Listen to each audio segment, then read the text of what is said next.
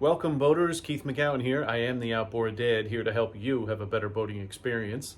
And we're going to talk about this beautiful motor here that everybody loves, one of the best motors ever made.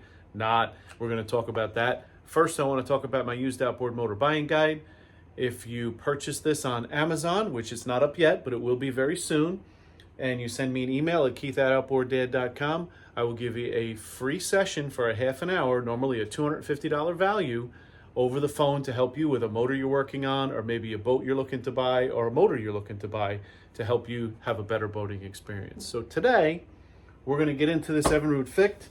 I have it up for sale for parting out, or if someone has a motor like this and they want to have a spare motor, won't make much off of it just to move on from it. In the meantime, I'm going to start taking it apart. It'll free up my stand for another motor, and I'll also be able to do some disassembly here, and I want to show you guys the things we're going to look for when we do that. First, let's hook up a battery.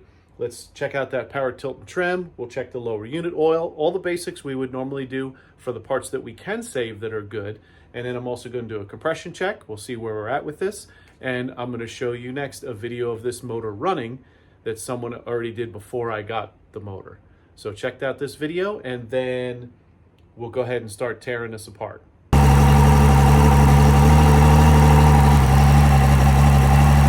think what we're going to do here is we'll go ahead and take these side cowlings off so we can see a little more of what's going on. Some of the history of these is cracked housings for the exhaust, so we're going to inspect that closely. But if I get this off, I'm going to see a little closer what's going on. We'll hook up our battery cables, check our power tilt and trim, and let's get into it. We got all the bolts out of the side cowlings now, so they're loose. I'm going to go ahead and disconnect here because I'm having a feeling there's going to be some hoses here, probably oil line, fuel line, and our throttle and linkage and shifter cable linkage should be in here. So let's see what it looks like before we go take the side covers off the rest of the way.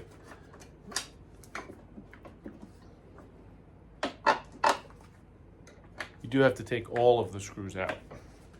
If any of you watched my videos before, I like to keep a little cup nearby that I drop all my parts in, my nuts and bolts in.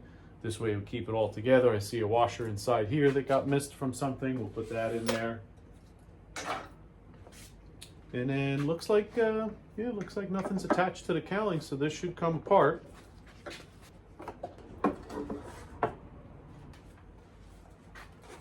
So this side has the wiring here for the power tilt and trim switch. So we'll go ahead and take the nut off and pull that out and plug it back in. This way we can do a test on the power tilt and trim. A couple acorns, no big deal. I put the cowling back on because getting the switch out of here, you have to pull the wires out of the plug, and it was just a mess. So we have our battery hooked up now. I have a ground and hooked up to my stutter solenoid where my positive needs to go. And let's see what happens when we push the trim button.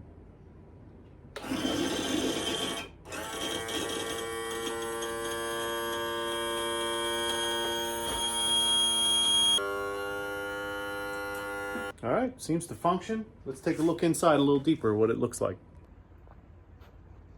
So we get in a little closer. We look here. I don't see any oil here or here, so the seals are actually good. My motor, I see a little bit of rust starting on the bottom here, but nothing major at all. That could be just, cleaned up. So this power tilt and trim is in decent shape. I might put a little bit of oil on here just so it rides smoothly, just to go up and down. And we'll go ahead and remove this power tilt and trim and sell it because that fits for several different models. So we'll go around on the other side here and look. And yeah, everything looks, it's got its age there, but we can clean this up and someone can use this on another motor for sure. I went ahead and sprayed up all the pins that have to come out so they'll soak a little bit while we're doing some other tests. We'll bring this down, pull that cowling off, and then we'll see if we can do a compression check. Get a little jumper wire, and we'll take these spark plugs out and see what the compression's like.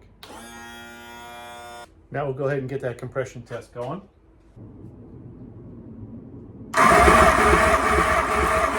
72 pounds.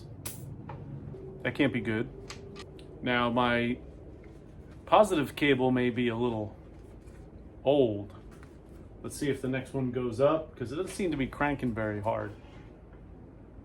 That's about 95. But it was cranking a little better. Maybe the engine just, it was running not too long ago. So let me go back in this top one to see if now that we got it cranking a little more, it'll comes up a little more. Only went up to 80. So we'll check the rest of these out and we'll let you know the results. Okay, so we had 80 over there, then we had 95. Over here we have 110, right? So this motor's no good. Now we know why this sat on the boat for so many years. They got the diagnosis from somebody, or maybe it just didn't run power very well, didn't have enough power. I'm gonna go ahead and pull these heads off too. It'd be pretty cool to see what's inside. So I'm gonna check that lower unit oil. We'll do that next and see what else. We'll pull the prop off, take a look at that. We'll label the prop and put it in our prop shelves of all of our assortment of props out there for someone who needs one. And then we're just gonna start pulling this power head off. We're gonna see how these bolts come out. Here's something else I just found when we were doing this.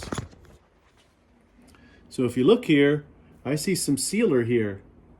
Some silicone. It's not silicone. This is that red Loctite style sealer that you use when you assemble an engine. So why did somebody put that on there? Was it taken off one time and maybe this section cracked and was replaced? Don't really know, but I see it all the way around here. I kind of have a feeling that that's not from the factory. So let's check the lower unit, see if it's got any water in it or if it has fresh oil in it. Pull the prop off. I already shifted back and forth and it did lock. Now shifting out on the water is different than that, but at least we know it goes into forward and neutral and reverse. And then we'll pull these bolts out and see if we can get this block off and see what it looks like. I might pull the head first. I think it'd be more fun to see what's inside this engine. This model, they used an Allen key for the drain plug, so let's see what's inside.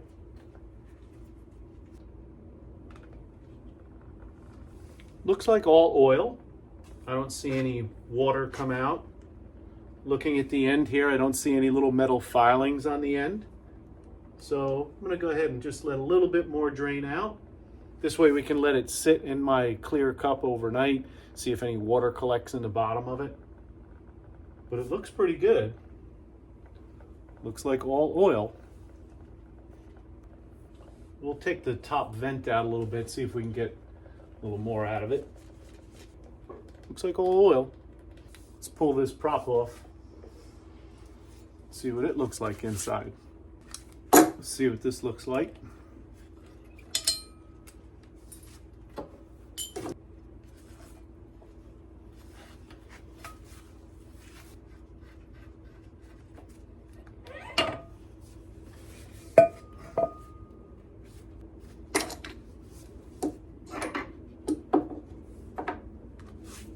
Looks clean in here.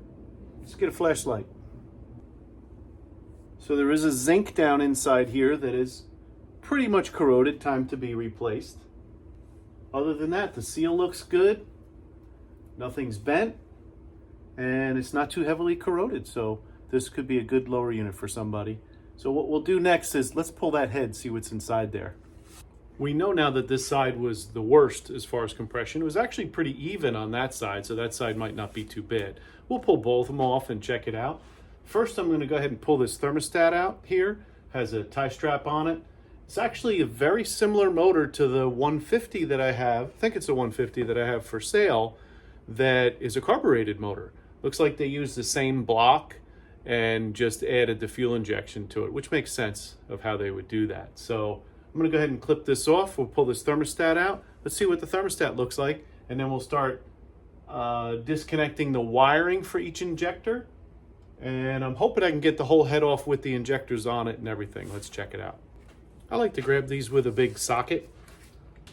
Best part about working on blown motors that have no value, you don't have to worry about breaking something. Sometimes you need a little cheater bar.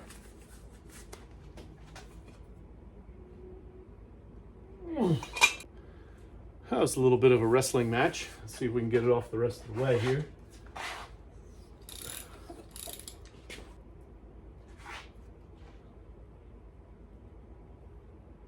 Attached to the spring, doesn't look too bad for sitting. A little bit of corrosion in there. Let's get this head off. So I think we'll do the head in the next episode, because I'm kind of running out of time tonight. So we'll get this prepped up. This way we'll take the final bolts out in the next video and see what it looks like inside this engine and why that one cylinder was so low a compression. So there's some hoses here we're going to disconnect. We got the coil packs over there we're probably going to disconnect.